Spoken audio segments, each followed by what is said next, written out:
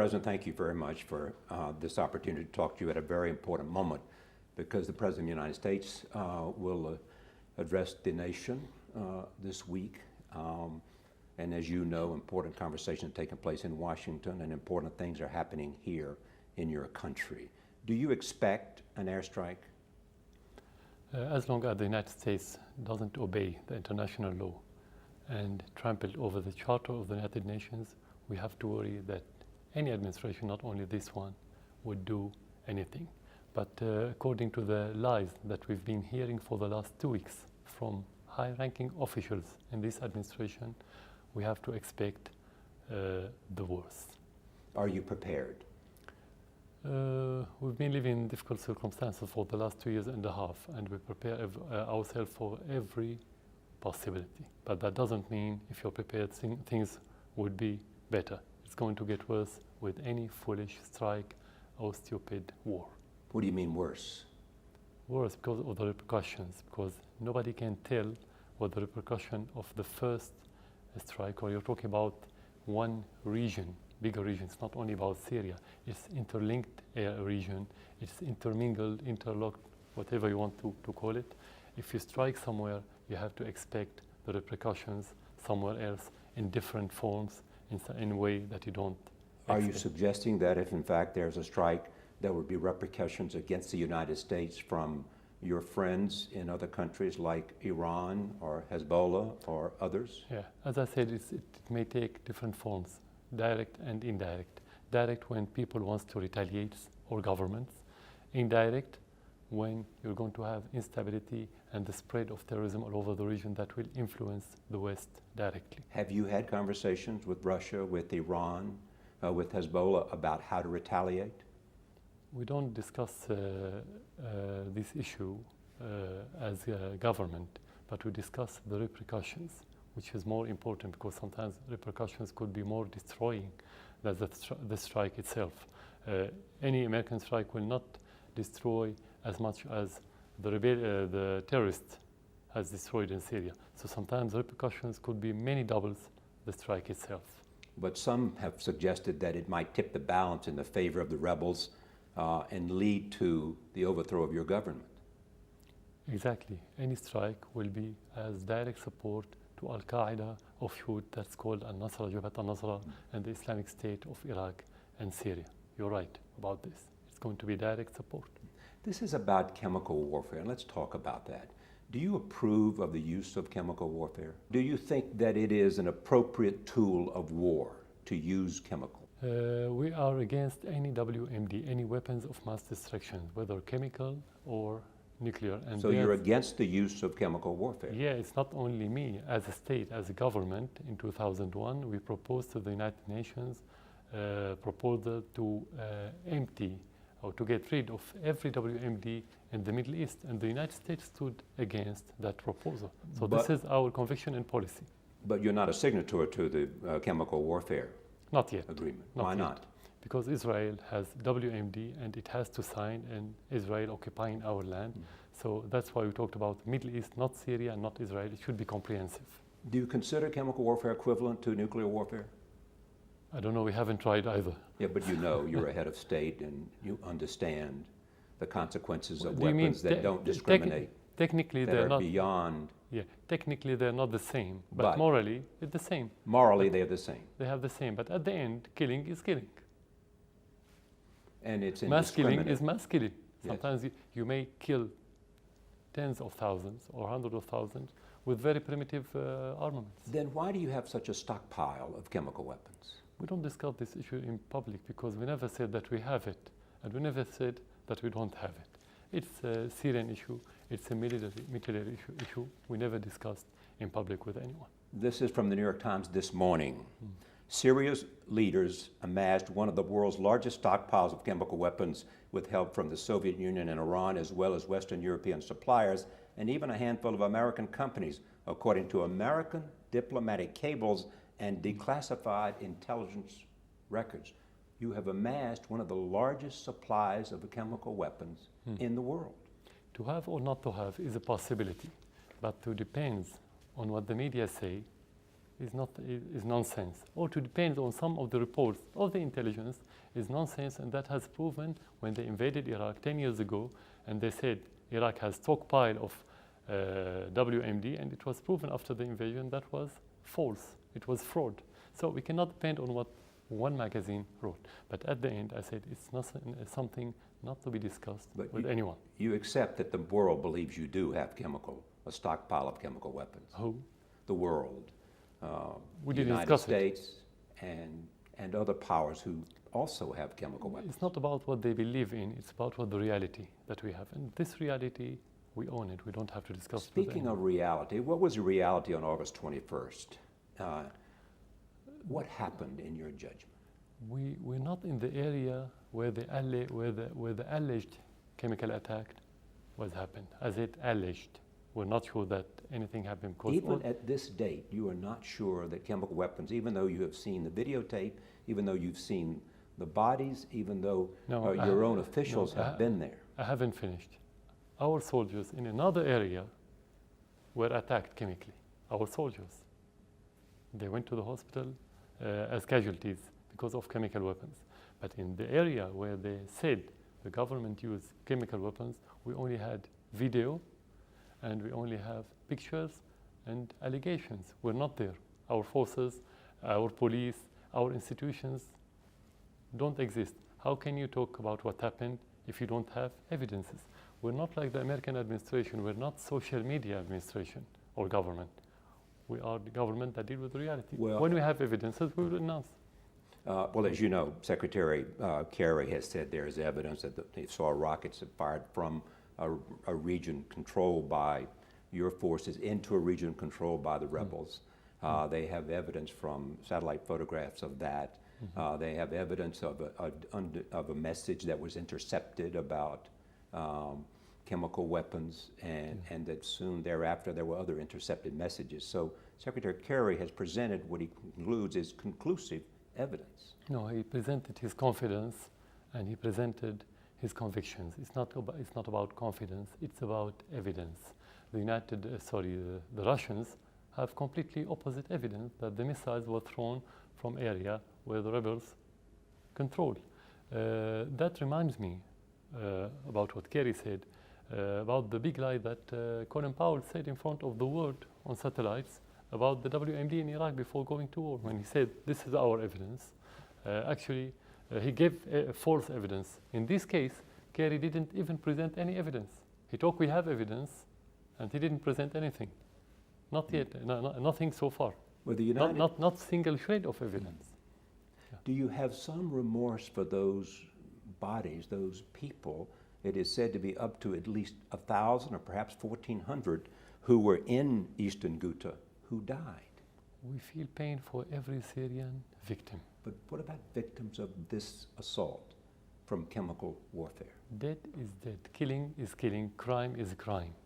When you feel pain about their family, about the loss that you have in your country. Whether one person killed, or 100, or 1,000. It's a loss. It's a crime. It's a moral issue. We have family that we sit with, family that they lost their dear ones. It's not about how they killed. It's about they are dead now. This is the bad thing. Has there been any remorse or sadness on behalf of the Syrian people for what happened? I think sadness prevails in Syria now. We don't feel anything else but sadness because we have this killing every day, whether chemical or whether with any kind. It's not about how.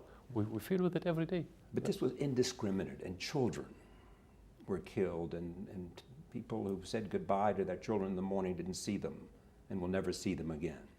You mean which in Ghouta. In Ghouta? Yes. That's the case every day in Syria. That's why we have to stop the killing. That's why we have to stop the killing. But what indiscriminate you're talking about? You said well, the fact that chemical warfare is indiscriminate in who it kills. Do you have evidence that there was innocents as well as combatants? Yeah, but you're not talking about evidence now. You're not talking about facts. We are talking about allegation. So we're not sure that if there's chemical weapon used and who used it. We cannot talk about virtual thing. We have to talk about facts. It is said that your government delayed the United Nations observers from getting to Ghouta, and that you denied and delayed the Red Cross and the Red Crescent from getting there to make observations and to help? The opposite happened. Your government delayed because we asked for delegation in March 2012 when the first attack happened in Aleppo in the north of Syria, and they delayed it till just a few days before Al-Ghouta when they sent those team. And the team itself said in his letter, in his report, that he did everything as he wanted. There was not a single obstacle. But they have said they were delayed in getting there. They wanted to be there earlier. No. There was a conflict. There was fighting. There were shooting. That's it. We didn't prevent them from going anywhere. We asked them to come. Why to delay them?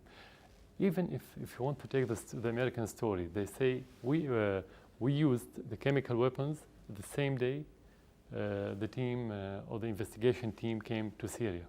Is it logical? It's not logical. Even if a country or army wanted to use such weapons, he should have waited a few days till the investigation finished its work. It's not logical. The whole story doesn't even hold together. We'll come back to it. If your government did not do it, despite the evidence, who did it? We have to be there to get evidences, like what happened in Aleppo when we have the evidences. And because the United States didn't send the team, we then send the evidences to the Russians. But don't you want to know the answer if you don't accept the evidence so far as to who did this? The question, who threw chemical missile the same day on our soldiers? The same question. Definitely not the soldiers. Soldiers doesn't throw missile on themselves. So either the rebels, the terrorists, or third party. We don't have any clue yet. We have to be there to collect the evidences, then we can give answer. Well, the argument is made that the rebels don't have the capability of using chemical weapons. They do not have the rockets and they do not have the supply of chemical weapons that you have, so therefore they could not have done it. No, first of all, they have rockets, and they've been throwing rockets on Damascus for months. That carry chemical weapons? Rockets, right. Rockets in general. They have the means, first. Second, the sarin gas that they've been talking about for the last 2 weeks is very primitive gas. You can have it done. Sarin gas? Sarin gas. You can have it done in the backyard of a house. It's very primitive gas. So it's not something complicated. But this was not primitive. This was a terrible use of chemical weapons. Third, they used it in Aleppo in the northern of Syria. Fourth, there's video on YouTube where the terrorists clearly make trial on a rabbit and kill the rabbit and said, this is how we're going to kill the Syrian people. Fifth, there's a new video about one of those women who they consider as a rebel or fighter or whatever, work with those terrorists, and she said they didn't tell us how to use and that use the chemical weapons, and one of those weapons exploded in one of the tunnels and killed 12. That's what she said. Those are the evidences that we have. Anyway, the party who accused, he's the one who has to bring evidences. The United States accused Syria, and because they accused, you have to bring evidence. This, first of all. We have to find evidences when we are there as government. What evidence would be sufficient for you? What evidence? Would be sufficient? What evidence would prove the case for you? For example, in Aleppo, we had the missile itself, and the material, and the sample from the sand, from the soil, and sample from the blood. But the argument is made that you bombarded, your forces bombarded Ghouta soon thereafter with the intent of covering up evidence. Okay, how could bombardment cover the evidence? Technically, it doesn't work. How? This is stupid, to be frank. This is very stupid. But you acknowledge the bombardment. Of course, there was fight. That happened every day. Now you can have it. But let's talk, they have indications. Let me just finish this point, because how can you use WMD while your troops only 100 meters away from it? Is it logical? It doesn't happen. It cannot be used like this. Anyone who's not military knows this fact. Why do you use chemical weapons while you're advancing? Last year was much more difficult than this year, and we didn't use it. Yeah. There is this question too. If it was not you, does that mean that you don't have control of your own chemical weapons, and that perhaps they are falling into the hands of other people who might want to use them? That implies that we have chemical weapons first. Yes. That implies that it's being used second. So we cannot answer this question until we answer the first part and the second part. Third, let's presume that a country or army have these weapons. These kind of armaments cannot be used by infantry, for example, or by anyone. This kind of armament should be used by specialized units. So it cannot be in the hand of anyone. Well, exactly, and that's the point. Which is controlled centrally. So you were saying that if in fact your government did it, you would know about it and would have approved it. I'm talking about general case. Okay, everywhere but generally in the you're saying world. if in fact it happened, I would have known about it and approved it. Generally. That's the nature of in centralized every power. in every country, yes. And we are part of every country. I'm talking about the general rules. Because I cannot discuss with this point with you in details unless I'm telling you what we have and what we don't have. Something I'm not going to discuss, as I said at the very beginning. Because this is a military issue that could not be Do you discussed. question the New York Times article I read to you? Saying that you had a stockpile of chemical weapons? You're not denying that? No, we don't say yes, we don't say no, because as long as it's classified, it shouldn't be discussed, whether yes or not. The United States is prepared to launch a strike against your country because they believe chemical weapons are so abhorrent that anybody who uses them crosses a red line, and that therefore, if they do that, they have to be taught a lesson so that they will not do it again. What red line? A red line of the use of chemical weapons against your own Who people. drew it? Who put that Well, the president says it was not just him, that the world has drawn it in their revulsion against the use of chemical weapons, that the world has drawn that red It's line. not the world, because Obama drew that line, and Obama can draw a line for himself and for his country, not for other countries. We have our red lines, like our sovereignty and our independence. While if you want to talk the word red lines, United States used uranium-depleted uranium in Iraq. Israel used white phosphorus in Gaza, and nobody said anything. What about the red lines? We don't see red lines. It's political red lines. The president is prepared to strike, and perhaps will get the authorization of Congress or not. The question then is, would you give up chemical weapons if it would prevent the president from authorizing a strike? If that is a deal you would accept. Again, you always imply that we have chemical weapons. I have to, because that's the assumption of the president. Yeah. That is his assumption, and he is the one who will order the strike. It's his problem if he has an assumption. But for us in Syria, we have principles. We do anything to prevent the region from another crazy war. It's not only Syria, because it will start in Syria. You'll do anything to prevent the region from having another crazy war. Yes. You recognize the consequences for you if there is a strike. It's not about me. It's about the region. Well, it's about your country. It's about your people. Of course. My country and me, we are part of this region.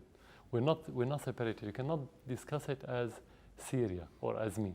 It should be as part, as a whole, as comprehensive.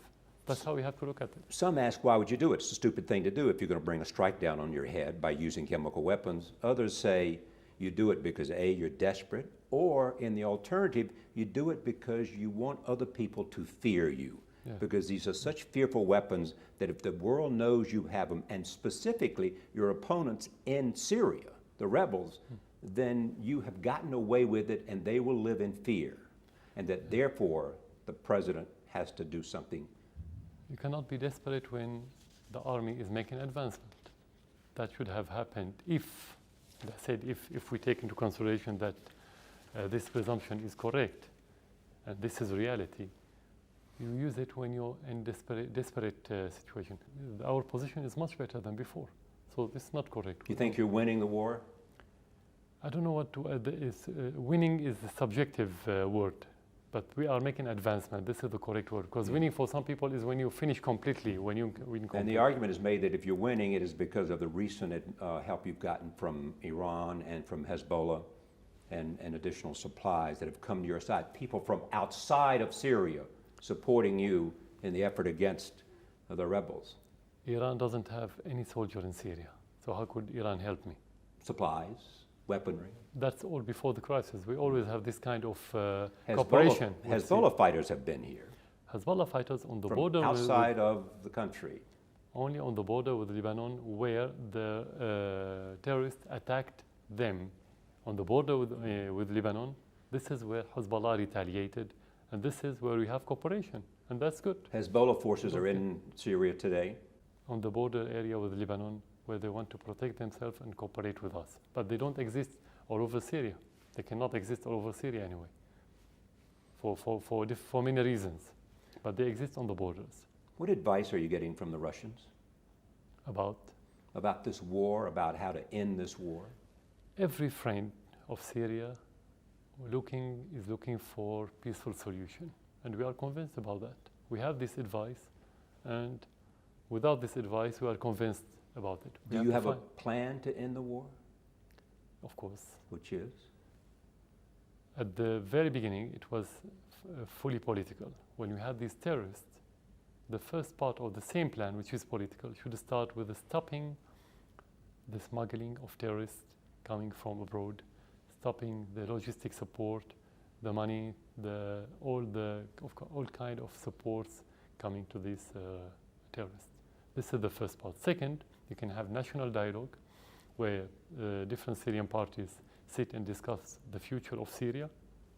Third, you will have the interim government or transitional government. So you would meet with rebels? Then you'll have the final elections, parliamentary elections, and you're going to have the presidential election. But the question is, would you meet with rebels today to discuss a negotiated settlement? In the initiative that we issued at the beginning of this year, we said every party with no exceptions.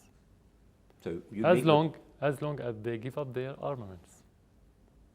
But you'll meet with the rebels and anybody who is fighting against you if they give up their weapons. Yeah, we don't have problem at all. But then they will say, you're not giving up your weapons, why should we give up our weapons? Does the government give up its weapon? Have you heard about that before? No, but rebels don't normally give up their weapons either during the negotiation. They do that after a successful... The armament of the government is legal armament. Any other armament is not legal. So how can you compare? It's completely different. There is an intense discussion going on about all the things we're talking about in Washington, where if there's a strike, it will emanate from the United States' decision to do this. What do you want to say in this very important week in America and in Washington to the American people, to members of Congress, to the President of the United States?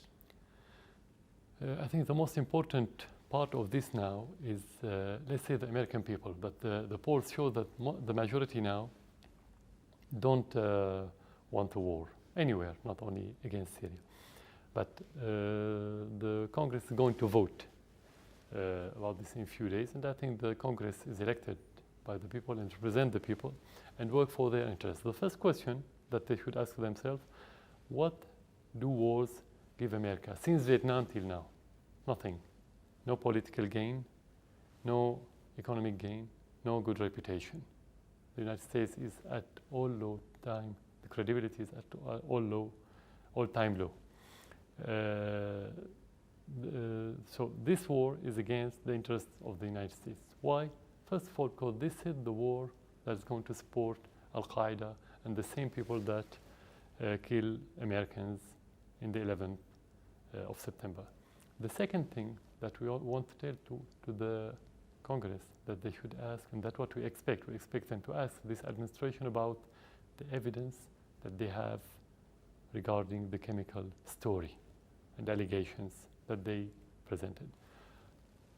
I wouldn't tell the president or any other official because we were disappointed by their behavior recently because we expected this administration different from Bush's administration. They are adopting the same doctrine with different accessories. That's it. So we expect, if we want to expect something from this administration, is not to be weak, to be strong, to say that we don't have evidence, that we have to obey the international law, that we have to go back to the Security Council and the United Nations. Question remains, what can you say to the president who believes chemical weapons were used by your government, that this will not happen again? I will tell him very simply, present what you have as evidence to the public. Be transparent. And if he does? If he does. If he presents that evidence? This is where you can discuss the evidence, but he doesn't have. He didn't present it because he doesn't have. Kerry doesn't have. No one in your administration have. If they had it, they would have presented it to you as media for the first day. They have presented it to the Congress. Nothing. They Nothing have was shown the presented. Congress what they have and the evidence they have from satellites, intercepted messages, and the like. Nothing presented. Nothing has been presented so far. They have presented it to Congress, sir. You're a reporter. Get this evidences and show it to the public in your country. They're presenting they're presenting it to the public's representatives. You don't show your evidence and what you're doing and your plans to other people that within your own council. They're showing it to the people's representatives who have to vote on an authorization to strike. And if they don't find the evidence sufficient. First of all, we have the precedent of Colin Powell 10 years ago. When he showed the evidence, it was false and it was forged. This is first. Second, you want me to believe American evidence and don't believe the indication that we have. We live here. This is our reality. Your indications are that what? Sorry? What your indications are that it was... That the rebels or the terrorists used the chemical weapons in northern of Aleppo 5 months ago. And on August 21st? No. That was before. That was in March. On the 21st, again, they used it against our soldiers in our area where we control it. And our soldiers went to the hospital, and you can see them if you want. But the area where that attack took place was controlled by rebel forces. That you're talking about the chemical attacks? Yes. Yeah, what if they have stockpiles and they exploded because of the bombardment? What if they use the missile by coincidence and attack themselves by mistake?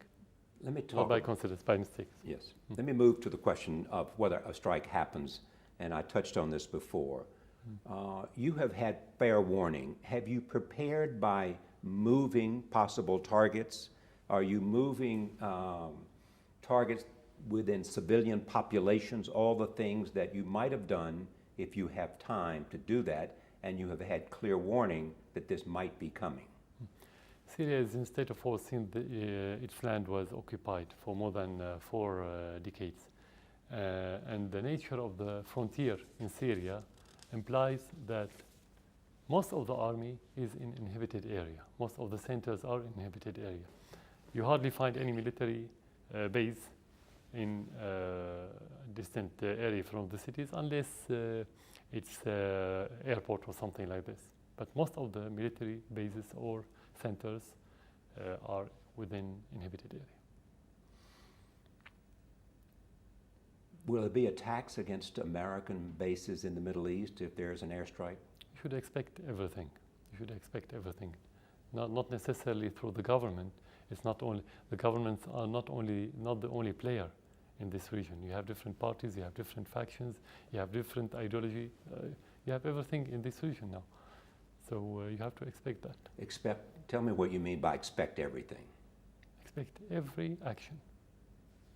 Including chemical warfare? That depends if the rebels or the terrorists in this region or any other group have it. It could happen. I don't know. I'm not fortune teller to tell you what's going to happen. But we'd like to know more, and I think the president would like to know. American people would like to know. If there's an attack, what might be the repercussions and who might be engaged in those repercussions?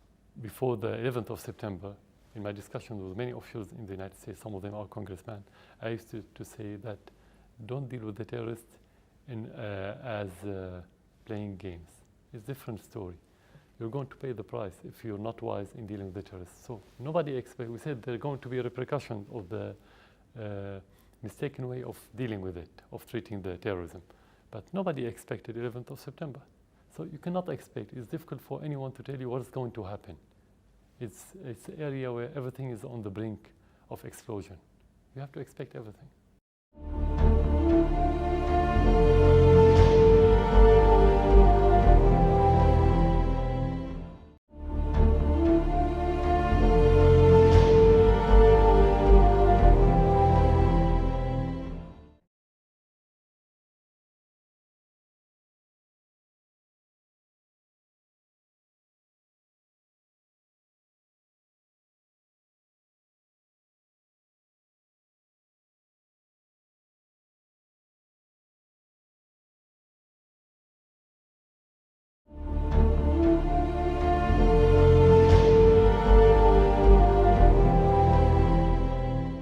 Let's talk about the war today. 100,000 people dead. 1 million refugees. A country being destroyed. Do you take some responsibility for that? That depends on the decision that I took. From the first day, I took the decision as president to defend my country. So, who killed? That's another question.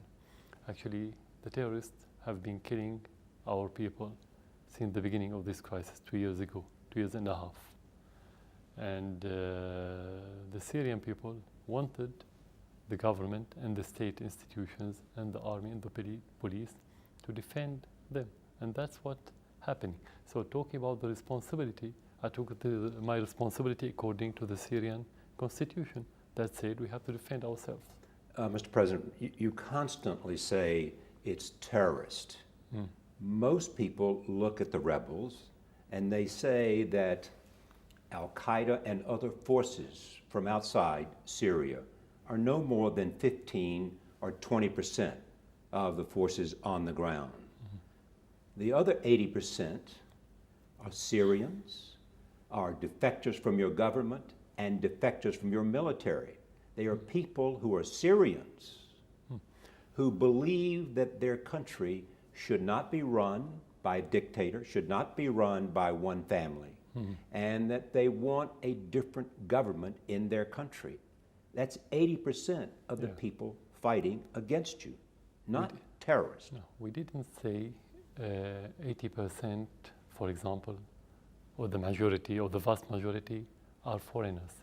We said the majority, the vast majority are Al-Qaeda or Al-Qaeda offshoots, organizations in this region. When you talk about Al-Qaeda, it doesn't matter if he's Syrian or American or from Europe or from Asia or Africa. Al-Qaeda have one ideology and they go back to the same leadership in Afghanistan or in Syria or in Iraq. That's the question. You have tens of thousands of foreigners. That's definitely correct. We are fighting them on the ground, and we know this. But that's 15 or 20% of this. Nobody has real. But that's a realistic look at how many? 20 or 15 to 20%. No, I've said fighters from outside. Nobody knows, because when they are dead and when they are killed, they don't have any ID. You look at their faces, they look foreigners, but where are they coming from? How precise this estimate is difficult to tell. But definitely the majority are Al-Qaeda. This is what concerns us, not the nationality. If you have Syrian Al-Qaeda or Pakistani Al-Qaeda or Saudi Al-Qaeda, what's the difference? What's the matter? The most important thing is that the majority are Al-Qaeda. We never said that the majority are not Syrians. But we said the minority are what they call free Syrian army. That's what we said. Do you believe this is becoming a religious war? It started partly as a sectarian war, in some areas, but now it's not. Because if you talk about sectarian war or religious war, you should have very clear line between the sects and religions in Syria according to the geography and the demography in Syria, something we don't have. So it's not religious war, but Al-Qaeda always use the religions, the Islam actually, as pretext and as a cover and as a mantle for their war and for their terrorism and for their killing and beheading and so on. Why has this war lasted 2.5 years? Because of the external interference, because there's an external agenda supported by, or let's say led by, the United States, the West, the petrodollar countries, mainly Saudi Arabia, and before was Qatar, and Turkey. That's why it lasted 2.5 years. But what are they doing, those countries you cited? Yeah, they have different agendas. For the West, they wanted to undermine the Syrian positions. For the petrodollar countries like Saudi Arabia, they think undermining Syria will undermine Iran on a sectarian basis. For Turkey, they think that if the Muslim Brotherhood take over the rest of the region, they will be very comfortable, they will be very happy, they will make sure that their political future is guaranteed. So they have different agendas and different goals. But at the same time, as I said, you've used Hezbollah and you've gotten support from Iran, from Russia. So what's happening here? Is this a kind of war that exists because of support from outside Syria on both sides? This is cooperation. I don't know what do you mean by support. We have cooperation with those countries for decades. Why to talk about this cooperation now? But then you tell me, what are you receiving from Iran? Political support. That's it? And no weapons, every agreement, no weapons, every no agreement, support, no... No. We have agreements with many countries, including Iran, including Russia, including other countries, that it's about different things, including armaments. It's cooperation like any cooperation between any two countries, which is normal. It's not related to the crisis. You don't call it support. You call it because you pay money for what you get. So you don't call it support. It's cooperation. Call it whatever you want. But the word support is not precise. We from Russia, for example, we have political support, which is different from the cooperation. We have cooperation for 60 years now, but now we have political support, which is... Well, but the Russians have said they have ongoing support for you beyond just political cooperation. I mean, they have treaties that existed with Syria. Exactly. And they provided all kinds of defensive weapons. Yeah, you said the treaties, and you said... and the official, the Russian official said, we have not agreements, contracts that we have to fulfill. And those contracts, like any country, you buy armaments, you buy anything you want. But do you believe this has become a conflict of Sunni versus Shia? No, not yet. It's in the mind of the Saudis, in the mind of the Wahhabis. In the minds of the Iranians? No. Actually, what they are doing is the opposite. They try to open channels with the Saudi, with many other Islamic entities in this region in order to talk about Islamic society, not Sunni and Shia societies. Was there a moment for you, Yeah. as you saw the Arab Spring approaching Syria, that you said, I've seen what happened in Libya. Mm-hmm. I've seen what happened in Tunisia. I've seen what happened in Egypt. Yeah. It's not going to happen to Bashar al-Assad. Mm-hmm. I will fight anybody who tries to overthrow my regime with everything I have. No, for one reason, because the first question that I ask, do I have public support or not? That's the first question that I ask as president. If I don't have the public support, whether there's what's the so-called Arab Spring, it's not spring anyway, but whether we have this or we don't, if you don't have public support, you have to quit, you have to leave. If you have public support in any circumstances, you have to stay. That's your mission. You have to help the people. You have to serve the people. I never said, sorry. No, go ahead. Yeah. When you say public support, people will point to Syria and they say a minority sect, Alawites, control a majority Sunni population. And it's a dictatorship, and they do it because of force of their own instruments of power. That's what you have, not public support for this war against now it's been other Syrians. Yes. Now it's been 2 years and a half, okay? 2 years and a half, and Syria is still withstanding against the United States, the West, Saudi Arabia, the richest country in this area, including Turkey. And take into consideration what your question implies, that even the big part or the bigger part of the Syrian population against me, how can I withstand till today? I'm either superhuman or Superman, which is not the case. Or you have a powerful army. The army made of the people. It cannot be made of robots. It's made of people. Surely you're not suggesting that this army is not at your will and the will of your family. How can you, what do you mean by the will of the family? the will of your family. If at the Your will brother is in the military.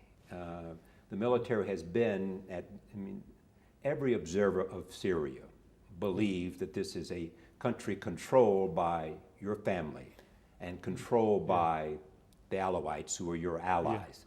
That's the control. If that situation is correct, what you're mentioning, we wouldn't have withstand 40 years and a half. We would have disintegration of the army, disintegration of the whole institution in the states. We would have disintegration of Syria, if that's the case. It cannot be tolerated in Syria. I'm talking about the normal reaction of the people. If it's not national army, it cannot have the support, and if it doesn't have the public support of every sect, it cannot do its job and advance recently. It cannot be the army of the family doesn't make national war. Some will argue that you didn't have the support because, in fact, the rebels were winning before you got the support of Hezbollah and in large support from the Iranians, that you were losing, and then they came in and gave you support so that you were able to at least start winning and produce at least a stalemate. No, the context is wrong, because talking about winning and losing is like if you're talking about two armies fighting on two territory, which is not correct. It's not the case. Those are gangs coming from abroad, infiltrated inhabited area, kill the people, take their houses, and shoot at the army. The army cannot do the same. And the army doesn't exist everywhere. They control a large part of your country. No, they took every part. They went to every part where there's no army in it, and the army go to clean, to get rid of them.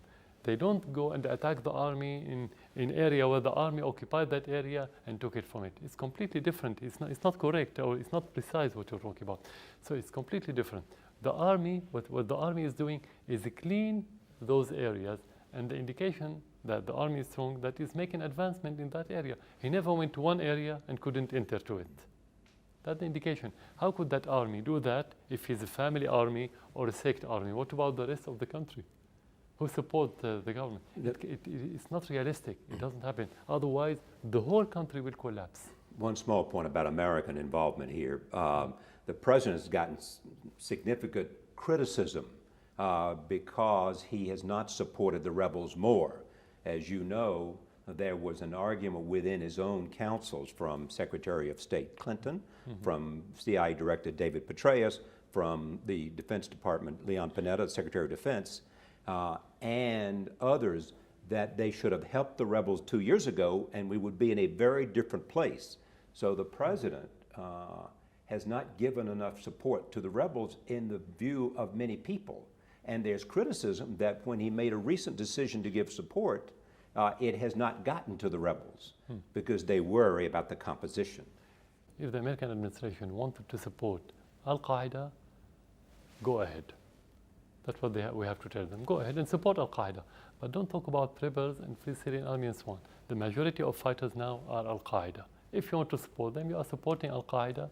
You are creating havoc in the region. And if this region is not stable, the whole world cannot be stable. With respect, sir, most people don't believe the majority of the forces are Al-Qaeda. Yes, there's a number of people who are Al-Qaeda affiliates and who are here who subscribe to the principles of Al-Qaeda.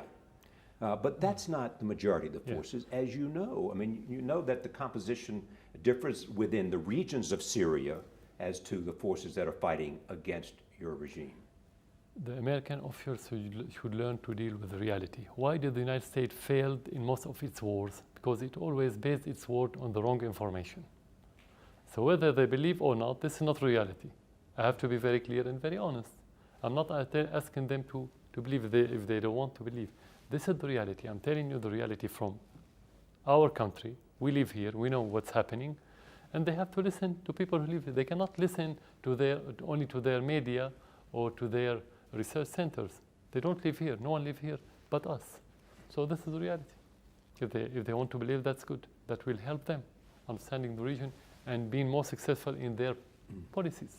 Many people think this is not a sustainable position here, that this war it cannot continue because the cost for Syria is too high.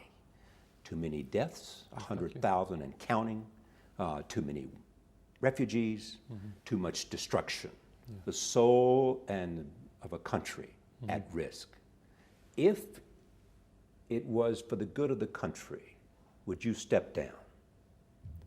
That depends on the relation between me staying in this position and the conflict. We cannot discuss it just to say you have to step down. To step down, why? And what the expected result? This is first. Second, when you're in the middle of a storm, leaving your country just because you have to leave without any reasonable reason, it means you're quitting your country, and this is treason. So it would be, you're saying it would be treason for you to step down right now because of your obligation to the country. Unless the public wants you to quit. And how will you determine that? By the 2.5 years with a standing, without the public support, we cannot. We cannot withstand 2.5 years. Look at the other countries. Look what happened in Libya and Tunisia and Egypt. Do you worry about that? What happened to Gaddafi? What happened to... No, we are worrying that the rebels are taking control in many countries. And look at the results now. Are you satisfied as American? What the results? Nothing. Very bad. Nothing good. There was a report recently that you had talked about, or someone representing you had talked about some kind of deal in which you and your family would leave the country if you were guaranteed safe passage, if you were guaranteed there would be no criminal prosecution. Mm-hmm. You're aware of these reports? Yeah. We have this guarantee from the first day of the crisis. Because of the way you've acted? No, because the agenda that I talked about, some of these agendas wanted me to quit. Very simply. So they said, we have all the guarantees if you want to leave, and all the money and everything you want. Of course, you just ignore that. So you've been offered that opportunity? Yeah, but it's not about me again. It's not my fight. It's not the fight of the government. It's the fight of the country, of the Syrian people. That's how we look at it. It's not about me. It's not about you. It's about every Syrian. What, in the end, what's the end game? Okay, of this war? Yes. It's very simple. When the Western countries stop supporting those terrorists and making pressure on their puppets country and client states like Saudi Arabia and Turkey and others, you will have no problem in Syria. It will be solved easily because those fighters, the Syrian part that you're talking about, lost its natural incubators in the Syrian society. They don't have incubator anymore. That's why they have incubator abroad. They need money from abroad. They need the moral support and political support from abroad because they don't have any grassroots, any incubator.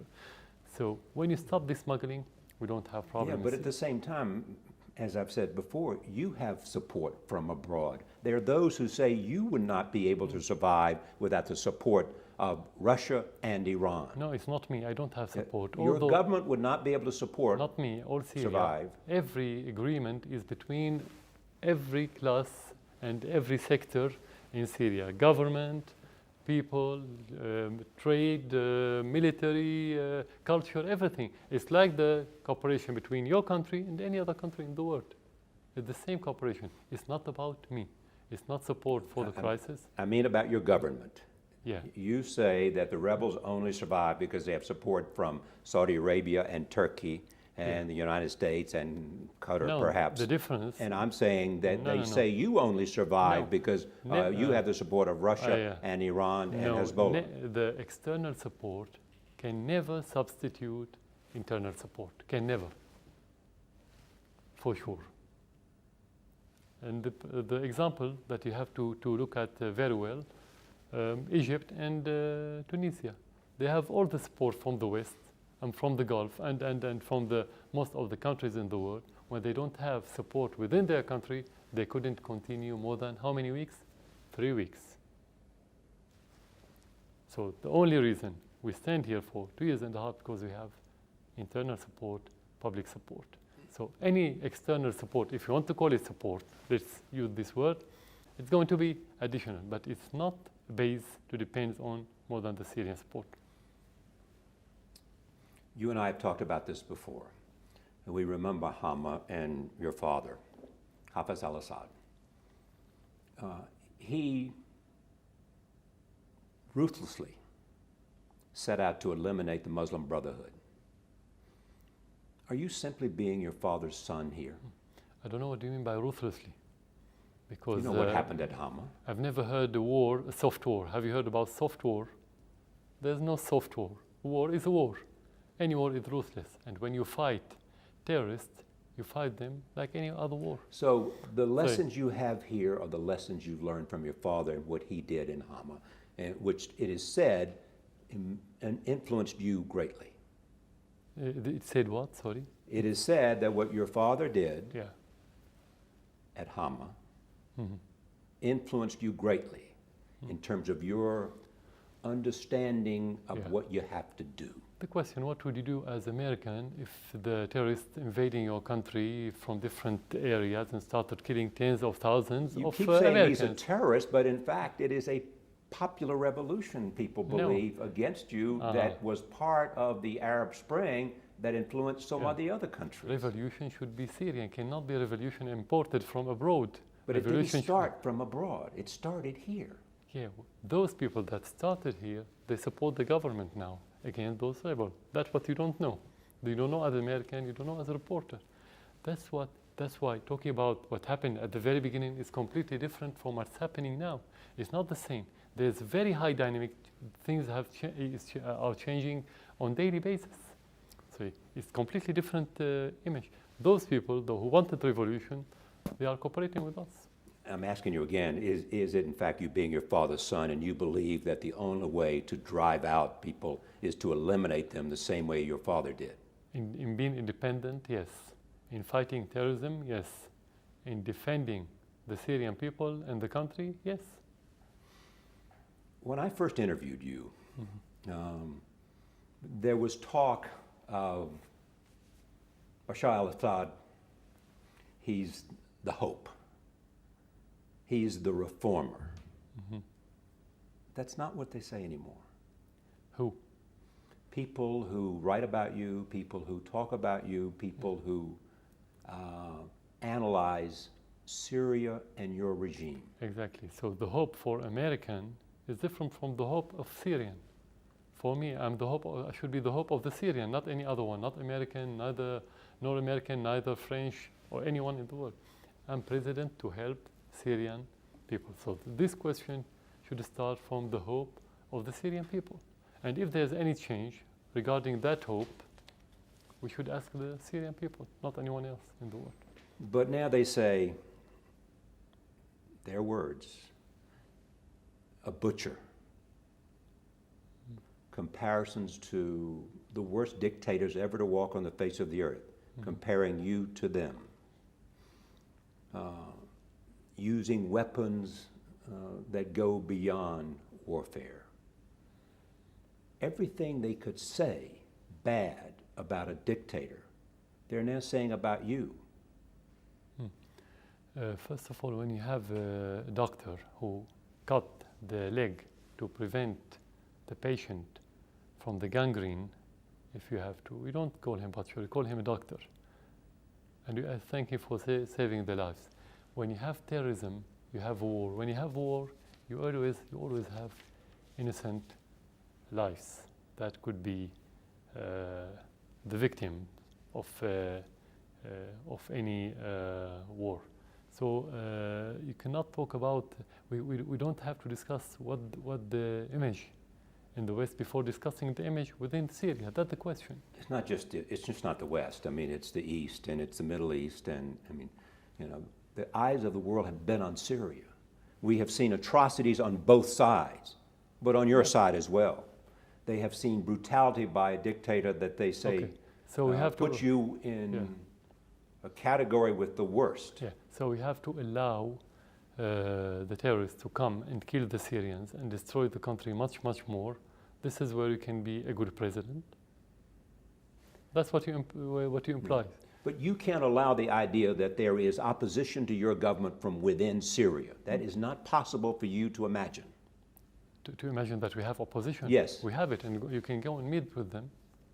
We have some of them within the government, we have some of them outside the government. They are opposition. We have it. But those are the people who've been fighting against you. Opposition is different from terrorism. Opposition is a political movement. Opposition doesn't mean to take armament and kill people and destroy everything. Do you call the people in Los Angeles in the 90s, do you call them rebels or opposition? What would the British call the rebels less than 2 years ago in London? Did they call them opposition or rebels? Why should we call them opposition? They are rebels. They are not rebels even, they are terrorists. They are behaving is opposition, opposing country or government by behaving, by barbecuing head, by eating the hearts of your victim. Is that opposition? What do you call the people who attacked the 2011th of September? Opposition? Even if they're not American, I know this, but some of them, they have, I think, nationality. I think one of them has American nationality. Do you call him opposition or terrorist? Why should you use a term in the United States and England and maybe other countries and use another term in Syria? This is double standard that we don't accept. I once asked you what you feared the most, and you said the end of Syria as a secular state. Yeah. Is that end already here? According to what we've been seeing recently in the area where the terrorists control, where they ban people from going to schools, ban young men from shaving their beards, and women have to wear, to be covered from top to toes, from head to toes. And let's say, in brief, they leave the Taliban style in Afghanistan, completely the same style. With the time, yes, we can be worried because the secular state should reflect secular society. And this secular society, with the time, if you don't get rid of those terrorists and this extremism and the Wahhabi style, of course, it will influence at least the new and the coming generations. So we don't say that we don't have it, we're still secular in Syria. But with the time, this secularism will be eroding. Mr. President, thank you for allowing us to have a conversation about Syria and in war that is within, as well as the future of the country. Thank you. Thank you for coming to Syria.